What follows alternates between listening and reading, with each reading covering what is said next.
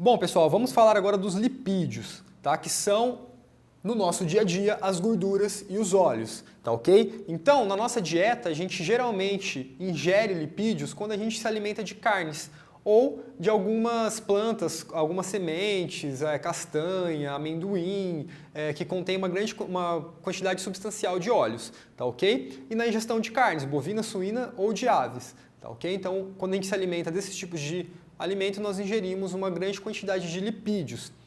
Os lipídios têm como característica principal serem formados por uma grande cadeia de carbono, tá ok? Por que isso é importante saber? Quanto mais carbono eu tenho, mais a minha molécula vai ser apolar. Vocês vão ver isso na química com o professor Lucas, que moléculas polares e apolares, elas não têm afinidade uma com a outra. Então, no meio biológico, moléculas apolares terão afinidade por outras moléculas apolares. E moléculas polares, por sua vez, vão ter afinidade por moléculas polares. Isso vai ser muito importante para as reações químicas e para o comportamento das moléculas no meio biológico, tá ok? Então isso é muito importante de saber. Então o lipídio, por ter uma grande quantidade de carbono, ele é uma molécula apolar. Portanto, hidrofóbico, ou seja, ele não tem afinidade por água, porque a água é uma molécula polar. E por que isso é importante? Por conta dessa característica, os lipídios eles vão estar presentes na constituição da membrana plasmática da célula, por exemplo. Então, na aula que vem, a gente vai entrar especificamente nas estruturas celulares e a gente vai ver que a membrana plasmática ela é formada por lipídios e proteínas. Mas o lipídio ele vai ter uma função muito importante na membrana plasmática da célula. Aqui, por exemplo, só para esquematizar, tá, pessoal? Isso não é muito importante da gente saber nesse momento, mas na próxima aula a gente vai falar especificamente disso. Aqui a gente tem uma membrana plasmática, tá? Então toda essa parte azul aqui é a membrana, que está separando o interior da célula do exterior da célula, tá ok? E aqui eu aumentei essa região para vocês entenderem o que são os lipídios na membrana plasmática. Então, os lipídios na membrana plasmática, eles formam uma bicamada. Então aqui eu tenho uma camada de lipídios e aqui eu tenho outra camada de lipídio, tá ok?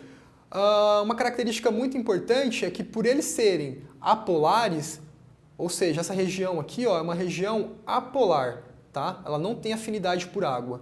Por conta disso, eles isolam a passagem de líquidos do meio externo para o meio interno e do interno para o externo. Então eles formam uma barreira.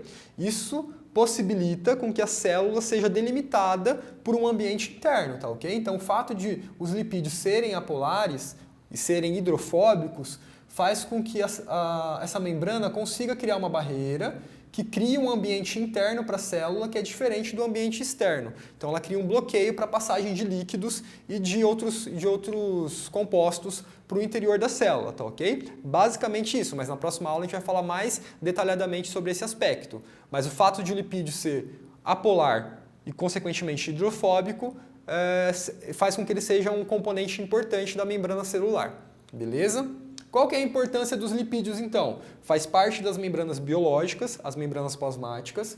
Ele serve como reserva energética também, tá? Então, numa situação em que o nosso organismo já consumiu o nosso estoque de carboidratos, para gerar energia, ele vai passar agora a quebrar lipídios, tá ok? Então, vamos colocar uma situação de uma maratona. Você está competindo uma maratona, correu 40 quilômetros, você já esgotou a sua quantidade de glicose no organismo, acabou com a reserva de glicogênio que você tinha lá no fígado. O que o nosso organismo vai fazer? Ele vai utilizar os lipídios, ele vai quebrar a gordura para que você possa obter energia e continuar exercendo aquela atividade, tá ok?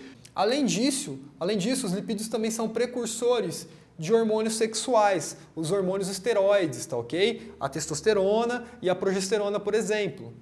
E também é precursor de vitamina D, tá?